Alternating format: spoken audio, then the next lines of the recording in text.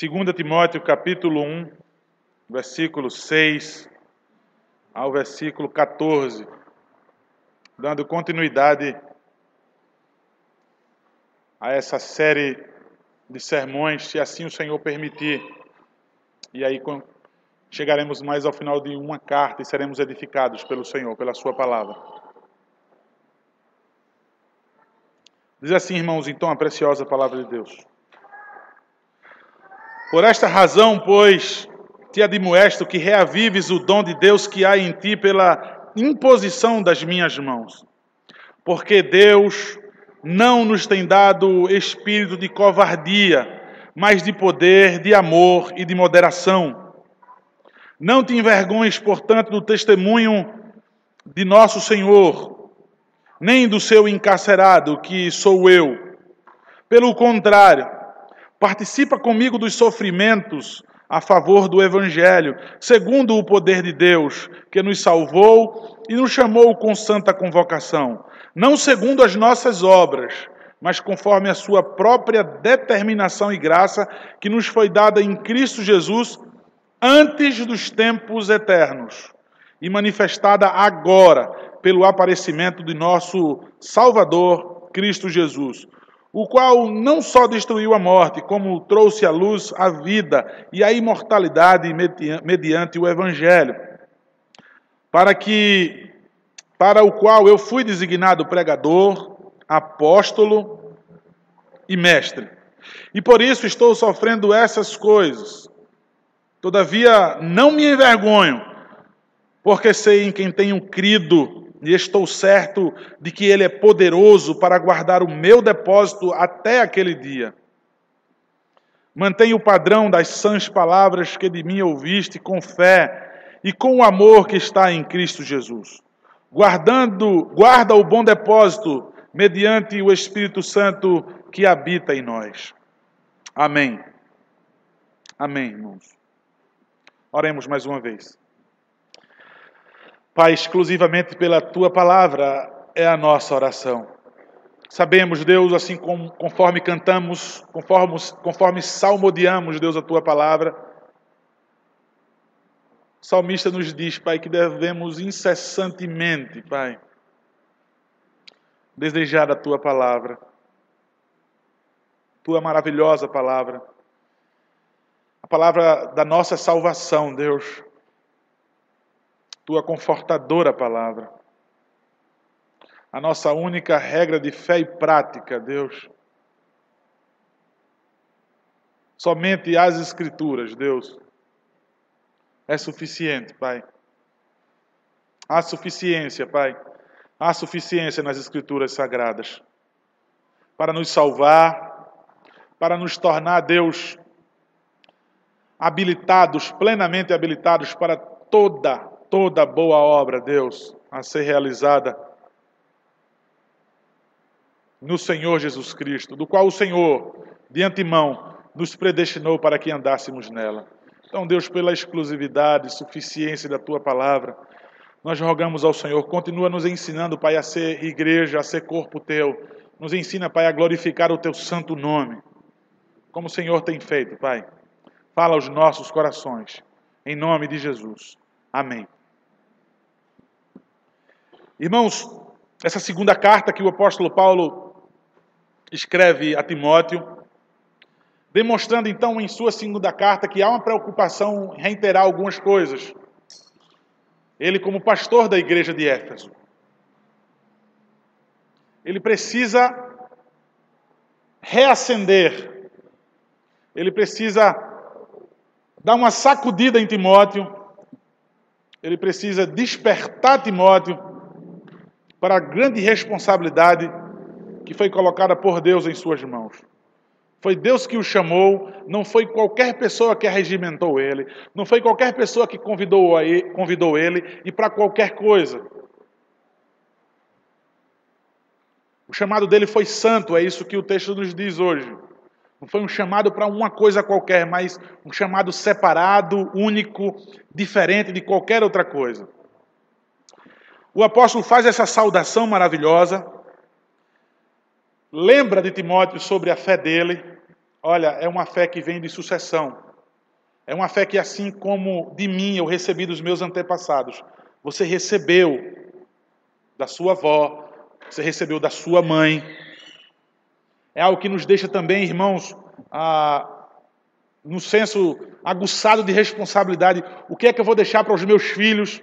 O que é que eu vou deixar então para a próxima geração da Castelo Forte, se assim o Senhor não voltar antes? O que é que eu vou deixar para a próxima geração? Será que a igreja vai ser desfeita? Será que vamos aliviar um pouco? Será que vamos nos moldar ao mundo, ao evangelicalismo moderno? Será que vamos começar a sentir vergonha de sermos diferentes? De sofrer aquilo que o Salmo 119 que cantamos agora diz: os príncipes se assentam, não apenas está nos ouvidos, nos cochichos, mas agora, de quem a gente mais esperava justiça, eles estão determinando que nós somos maus. Paulo quer alertar Timóteo a tudo isso. Deus, aprove a Deus escrever a Escritura, conservar até os nossos dias. Então ele vai dizer, Timóteo, lembrando da sua fé, lembrando das suas lágrimas, de como você gostava de, junto comigo, pregar o Evangelho. Certo da sua fé, que ela é sem fingimento. Foi isso que ele disse no versículo 5. Sem hipocrisia. Então ele diz por essa razão no versículo 6. Ele tem segurança de que pode admoestar que Timóteo reavive o dom que há nele pela imposição das mãos. Das minhas mãos, Paulo vai dizer. Você pode achar que há uma confusão aqui, né? Na primeira carta ele diz que foi o presbitério que botou a mão sobre ele. Vai fazer pouco proveito se a gente discutir. Ou foi Paulo sozinho ou foi o presbitério que botou a mão. O que Paulo está querendo reivindicar aqui é que foi ele que gerou Timóteo. Foi ele que pregou para Timóteo, foi ele que discipulou Timóteo, foi ele que acompanhou Timóteo, foi ele que deu suporte a Timóteo. É ele que continua fazendo isso. E por isso ele chama Timóteo de meu filho amado. É isso que Paulo quer dizer. Eu tive lá e coloquei a minha mão sobre você também. Você pode dizer, então não tem nada a ver com isso, porque é pastor. Está se falando para pastor. Você também tem um propósito. O Senhor também colocou a sua mão sobre você. Não com um oficialato na igreja, mas para ser tão crente como deve ser o pastor, como devem ser os presbíteros, os diáconos ou qualquer crente. Mas aí, queridos, a palavra do Senhor nos mostra que é uma admoestação muito séria que o apóstolo Paulo faz a Timóteo. E o que ele exige de Timóteo é que a expressão grega, a tradução no grego literal é que esse fogo que essa chama desse fogo, ela possa ser mais flamejante, que ela possa ser mais intensa, que ela possa ser mais forte. Veja só, admoestar, chamar para sentar ao lado. Quando alguém diz assim, vem cá, senta aqui, eu preciso conversar com você. Preciso falar muito sério com você. Não é algo que você diz assim pelo WhatsApp. Não é algo que você diz assim, olha, lembra daquilo, né? Mas admoestar, literalmente, sendo traduzido por sentar ao lado. Eu quero que você queime, eu quero que você inflame, eu quero que você borbulhe a sua chama daquilo que foi dado a você, da responsabilidade que foi dada a você. E talvez você não seja pastor, como a grande maioria aqui não é. Não sei se há pastor aqui, mas foi dado a você essa mesma chama, esse mesmo fogo, para ser crente, ser um crente genuíno, para ser relevante na igreja, para ser relevante no mundo. Eu estou aplicando isso já agora porque eu sei que se a gente for discorrer o texto todo, eu vou esquecer de aplicar isso. Mas já expondo e lendo, literalmente o que ele quer dizer, precisa flamejar. Vocês precisam queimar com labaredas. Eu pergunto a você, quantas vezes você já prometeu a você num culto que ia mudar? Que ia ser mais intensa a sua vida piedosa, que amanhã você iria ler mais a Bíblia, que amanhã você iria mais orar, que amanhã você iria ser mais relevante na faculdade, que você ia abrir a sua boca com intrepidez e sem vergonha, ia anunciar Cristo aos seus familiares, sem que seja resposta como rebeldia, porque está de castigo, porque o pai disse que não, e você responde com o versículo. Eu não estou falando disso, estou falando para você ir na cama do seu pai e da sua mãe, naquele momento maravilhoso, quando você faz uma boa ação, e você acaricia a sua cabeça, e você fala de Cristo para ele. No trabalho, em casa. Quantas vezes você já disse que vai borbulhar? Quantas promessas já fez? O Senhor agora admoesta o teu coração. Eu quero que você reavive. Eu quero que você flameje. Eu quero que você queime nessa sua responsabilidade. E ele vai dizer no versículo 7, porque Deus não tem nos dado um espírito de covardia, mas de poder, de amor e de moderação. Então agora você pode perguntar, o que é que está havendo comigo? O que é que está acontecendo comigo? O que é que está acontecendo com a Castelo Forte? Ele já arranca de você a saída. Ele já tira de você a sua opção de dizer assim, não, é porque tem tais circunstâncias. Você entende que o que você quer fazer agora é dizer, ele não conhece a circunstância em que eu vivo. Para ele é fácil, vive integralmente do Evangelho. Talvez você quer pôr uma lista diante de você. Eu quero dizer que Deus não lê, não aceita essa sua lista de desculpas. De todo domingo você tentar, de todo domingo você se prometer. Ele afasta de você a opção de dar desculpas insensatas, desculpas insensatas, porque ele já diz a impossibilidade sua de fazer isso, porque Deus não tem nos dado um espírito de covardia. Então me explique como você conhece ser um covarde de segunda-feira até domingo de manhã. Como é que você consegue emudecer diante dos ímpios durante toda a semana? Como é que você consegue comungar com eles? Como é que você consegue negligenciar a sua vida piedosa com o Senhor? No versículo 8 ele segue dizendo, não te envergonhes, portanto, do testemunho do nosso Senhor, nem do seu encarcerado que sou eu. Pelo contrário, participa comigo dos sofrimentos a favor do Evangelho, segundo o poder de Deus.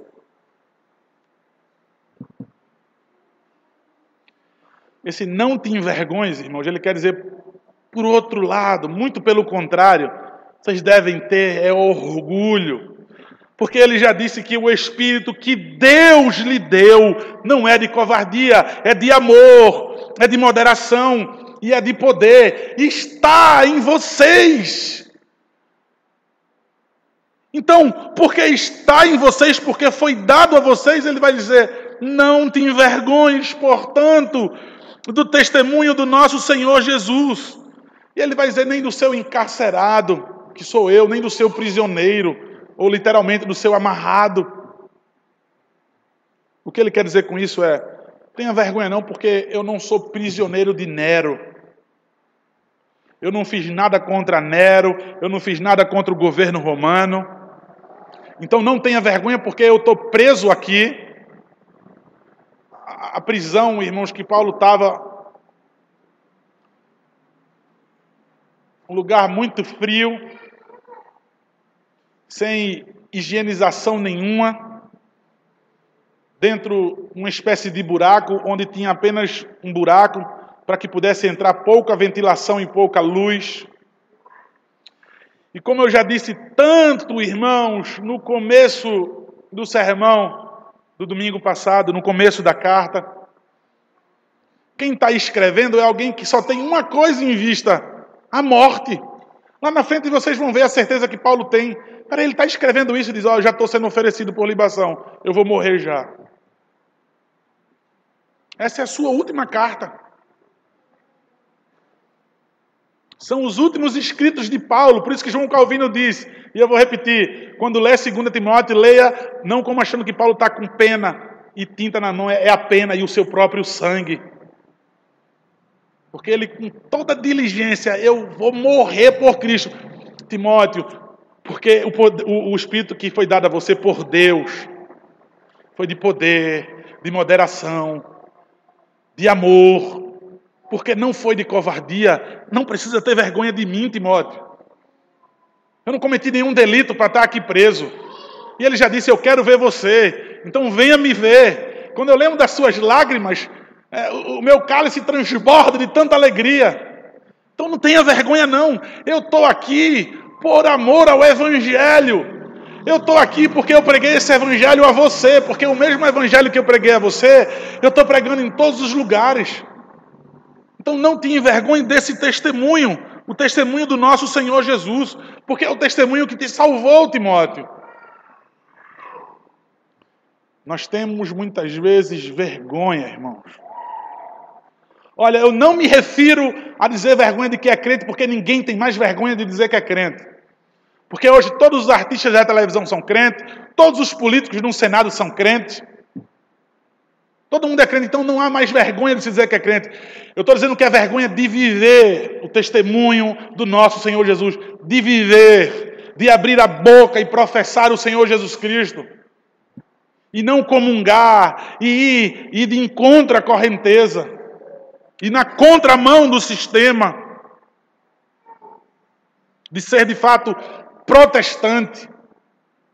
Nomenclatura que perdemos há muitos e muitos anos. Não protestamos absolutamente nada.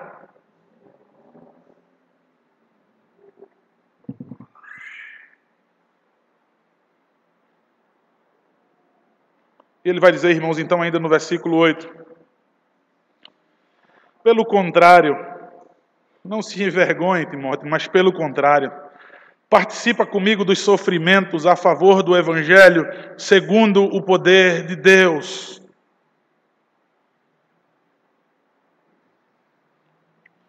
Participa comigo dos sofrimentos em favor do Evangelho, segundo o poder de Deus. Quem aqui já foi para um culto e depois de 15, 20, 30 músicas, com a luz meio que apagada, solos de instrumentos, a exibição toda dos homens, alguém chegou e disse, eu queria fazer um apelo agora, levante sua mão e venha aqui à frente quem quer sofrer pelo Evangelho. Qual culto que alguém disse assim, eu vou fazer um apelo agora, levante sua mão onde você está. Eu quero pedir para todo mundo abaixar a cabeça, ninguém vai ver você fazendo isso. É tão vergonhoso, né, levantar a mão e dizer assim, eu quero Cristo, que o apelo é, ninguém vai ver, não quero ninguém olhando, todo mundo de olho fechado. Isso é tão ridículo isso. O apelo, vem aqui para frente, vou apertar a sua mão e você é crente agora. Vai para aquela salinha lá atrás agora que vão te dar uma Bíblia, e aí você agora é crente. Você tomou uma decisão por Cristo. Que conversa fiada, onde na Escritura que diz isso? Não foram vocês que me escolheram, eu que escolhi a vós outros, e vos designeis para que vá, e deis frutos, e os vossos frutos permaneçam. A igreja evangélica não frutifica, e o pouco que faz tem uma validade extremamente perecível.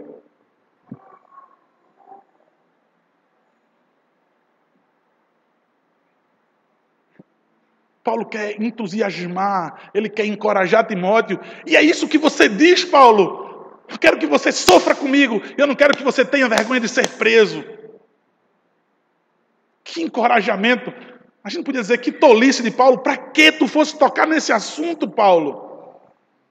Timóteo desistiu. Estou usando do sarcasmo agora. Alguém vai dizer, Timóteo desistiu simplesmente. E Paulo vai dizer, por quê? Por que tu fosse falar para ele que está preso, que ele não tivesse vergonha? Porque tu fosse dizer para ele, venha sofrer também, em favor do Evangelho.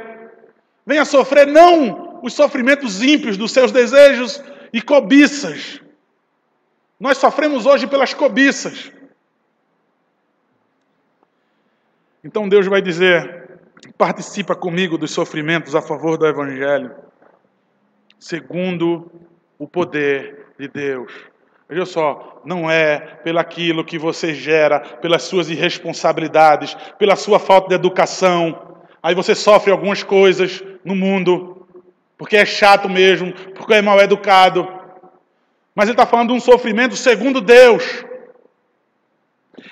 Então, quando nós somos exortados por Deus agora, Deus fazendo um convite para que sejamos participantes do sofrimento de Cristo,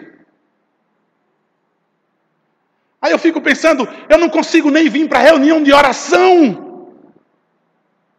O que dizer convidar os meus irmãos a serem participantes comigo dos sofrimentos?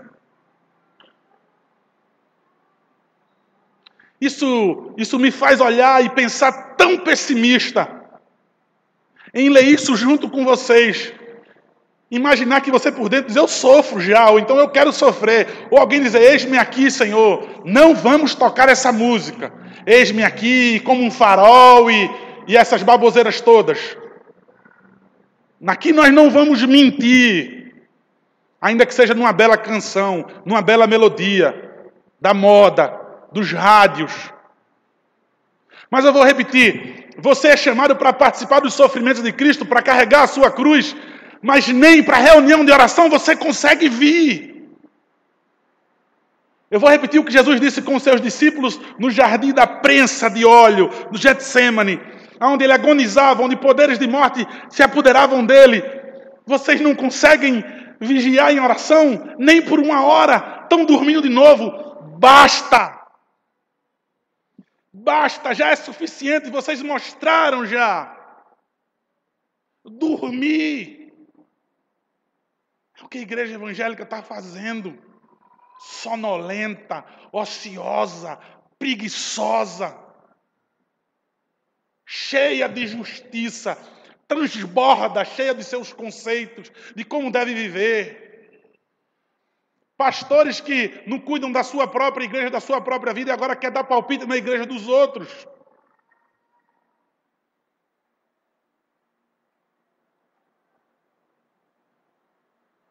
Que tragédia que nós vivemos nos nossos dias. Como é que eu posso continuar o texto e dizer que é segundo Deus para que vocês sejam participantes? Eu só posso dizer, basta! Basta! Vocês não conseguem nem vir orar. Isso é pesado demais, é duro demais, é penoso demais. Seguir uma programação de se reunir com o povo de Deus para orar. O que dizer então, irmãos, de sofrimento? O versículo 9 diz que nos salvou, segundo o poder de Deus que nos salvou e nos chamou com santa vocação, não segundo as nossas obras, mas conforme a sua própria determinação. Sua própria determinação e graça, que nos foi dada em Cristo Jesus antes dos tempos eternos. Irmãos, nada mais, nada menos do que a salvação, segundo o poder de Deus, que salvou vocês. Que salvou, que transformou a sua vida, que tirou você do império das trevas e transportou você para o reino do Filho do seu amor. Salvou você e chamando você, e aqui esse acréscimo é como se Paulo quisesse dar mais ênfase e dizer, em santa vocação, na vocação eficaz, daquilo que você não escolheu, daquilo que não se perde, daquilo que não se começa, e daqui a pouco diz, eu vou parar, eu vou desistir um pouco, eu vou dar um tempo. Salvo, e não sou mais salvo não, e agora eu sou salvo de novo, e agora eu não sou mais, tudo pelo meu intermédio, tudo pela minha vontade, e você manipula a obra da graça de Deus. Mentira diabólica. A palavra do Senhor vai dizer que Ele salvou você, e foi de maneira santa o chamado dEle. Não foi você que disse, eu estou aqui e eu quero ser crente, mas Ele que chamou, foi Ele que salvou. E isso de maneira especial, Ele vai dizer, não nos chamou segundo as nossas obras, mas conforme a sua própria determinação. Não por obras, mas por sua própria determinação e graça. Olha, não foi por obras, não foi por nada que eu fiz que eu me tornei um crente. Não foi por decisão minha, não foi porque eu fiz algumas coisas boas e caracteriza que eu sou um crente. E muito menos você vai dizer, não, porque Deus já sabia que quando eu nascesse, eu iria ser uma pessoa de boas obras e por isso que Ele me salvou. E Ele vai acrescentar, então é graça. não é por obras, é por graça. E ele vai dizer, irmãos, indiscutivelmente, quando isso aconteceu, nos tempos eternos. Eu não discuto predestinação. Qualquer pessoa que vem conversar comigo, você acredita na predestinação? Eu já sei que aquela pessoa não lê Bíblia. Aquela pessoa gosta de versículos isolados. A confusão que há quando se lê isso, que foi nos dada em Cristo Jesus, antes dos tempos eternos, se enrole, se arrebente, se quebre, queime os circuitos, para você entender o que isso significa. Mas você não crê na soberania de Deus, um Deus todo-poderoso que é pego de surpresa e que é manipulado pela própria vontade do homem. É porque eu quero agora e eu não quero mais. Crê que o sangue de Cristo caiu, verteu daquela cruz em vão, como os muitos creem. Não, Deus morreu para quem quiser. E o seu sangue, alguns acreditam que escorreu daquela cruz em vão. Diz o texto, irmãos, então, e manifestada agora pelo aparecimento de nosso Salvador Jesus Cristo, o qual não só destruiu a morte, como trouxe à luz a vida e a imortalidade mediante o Evangelho. Isso é desde os tempos eternos, foi manifestada agora.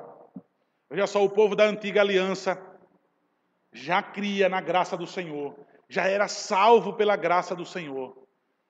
Mas agora foi manifestada, agora foi exposta aos olhos do homem, não mais como uma cortina, não mais como uma sombra, não mais em tipologia, mas pelo aparecimento do nosso Salvador, Jesus Cristo. E ele vai dizer o que aconteceu com a sua manifestação, de que maneira ele nos salvou. Ele destruiu a morte. A morte não mata mais. A morte entrou em desuso. A morte da morte na morte de Cristo. E trouxe à luz a vida e a imortalidade mediante o Evangelho, mediante a boa notícia da obra redentiva, do sacrifício substitutivo de Cristo. Eu não morro mais eternamente.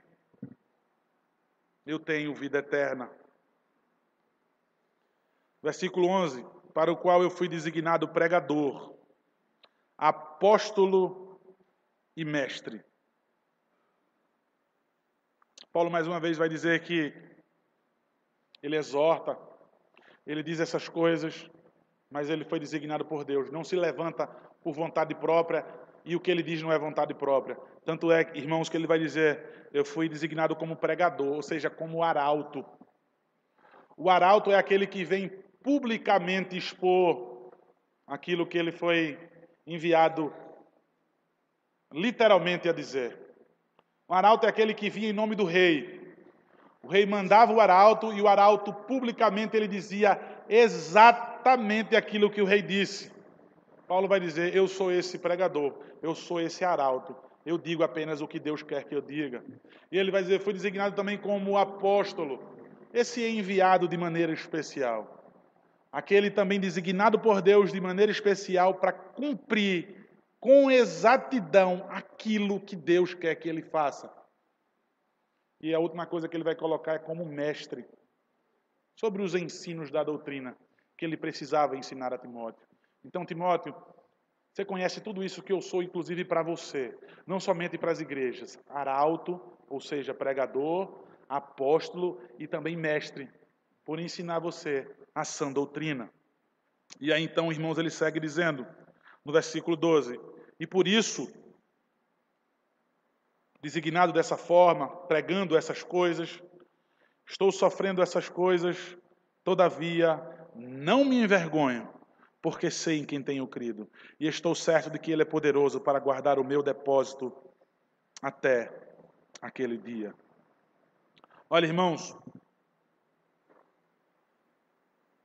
eu não me envergonho, Timóteo. Eu vou dizer a você o porquê. Porque eu sei em quem eu tenho crido. O que isso nos aponta o que isso nos deixa claro, irmãos? A sonolência da igreja, a ociosidade da igreja, a inatividade da igreja, a inoperância da igreja. Vai mostrar que isso é falta de fé, irmãos. Falta de fé. Vamos lembrar novamente, Tomé não estava no primeiro dia da semana junto aos seus discípulos quando aparece o Senhor Jesus. Ele não estava, não sei por que razão. Timóteo não estava ali. Timóteo não, Tomé. Tomé não estava no primeiro dia da semana, no domingo. É isso que diz o texto. Tomé, o Senhor nos apareceu. O Senhor nos comunicou a sua palavra. O Senhor esteve conosco. Eu não acredito. Eu não creio. Tomé não estava no domingo, no primeiro dia da semana, para entrar em comunhão com o Senhor Jesus, para ouvir a sua palavra.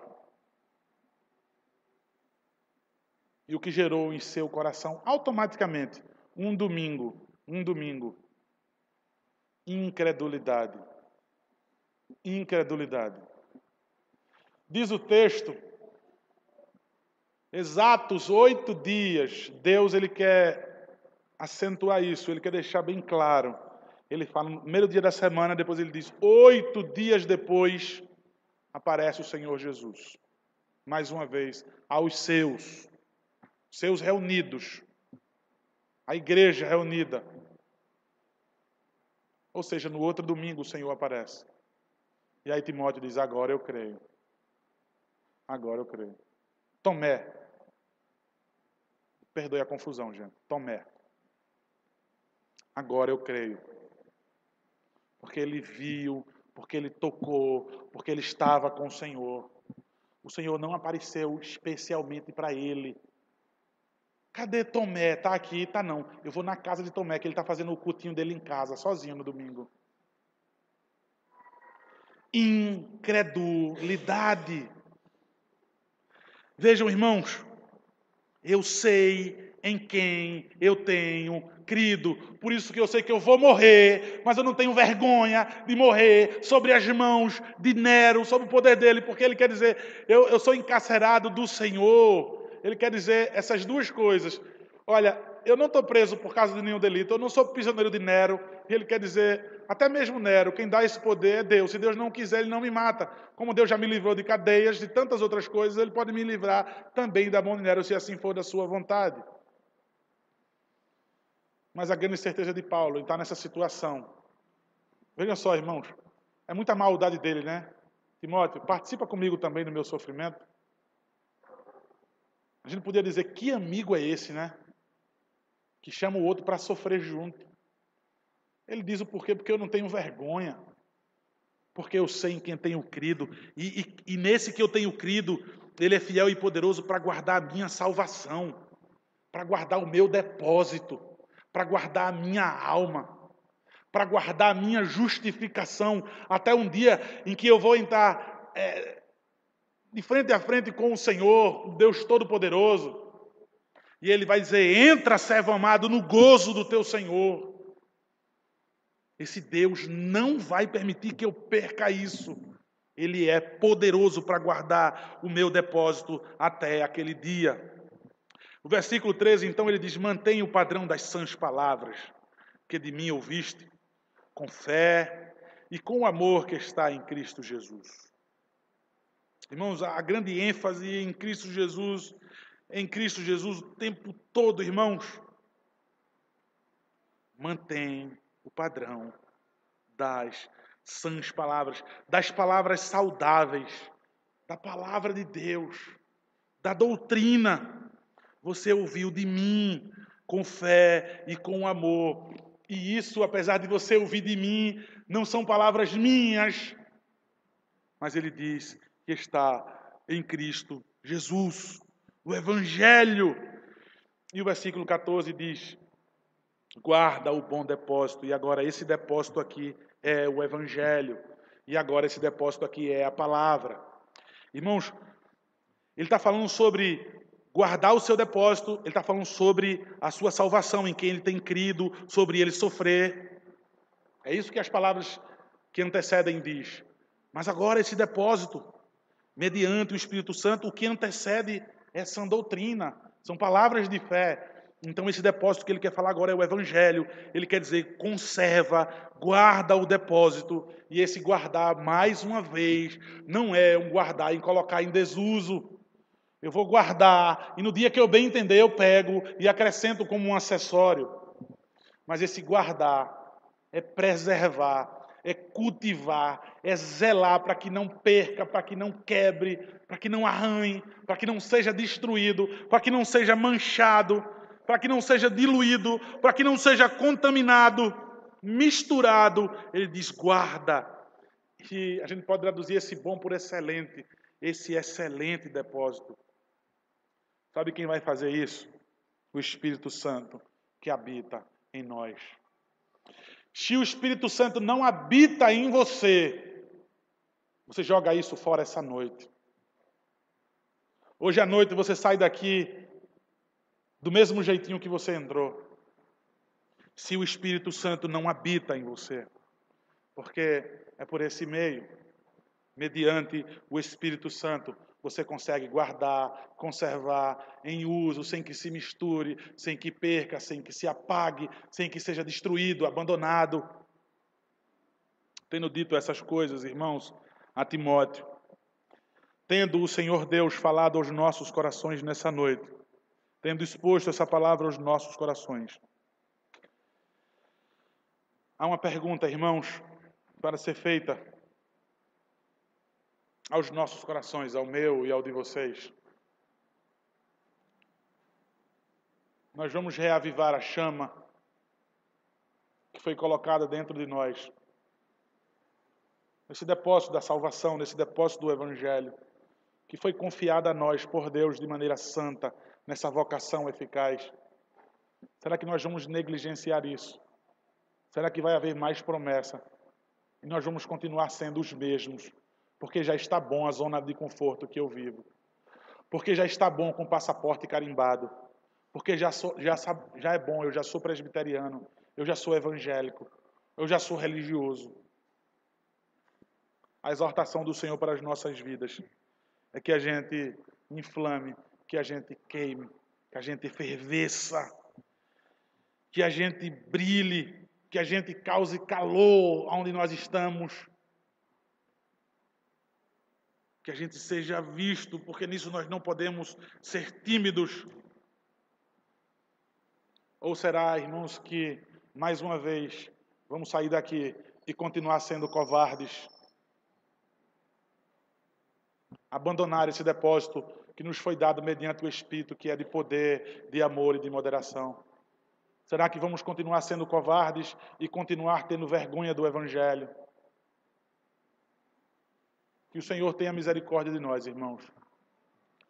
Que o Senhor tenha misericórdia de nós, para que a ênfase dada no nosso Senhor e Salvador Jesus Cristo, na sua glória, Ele que é o autor e o consumador da nossa fé, nós possamos ser reacendidos pelo Senhor. E para você, talvez que não seja crente, o Senhor agora acende essa chama. E o Senhor chama também você de maneira santa nessa noite. Junte-se a nós, sendo salvo pelo Senhor Jesus. Amém.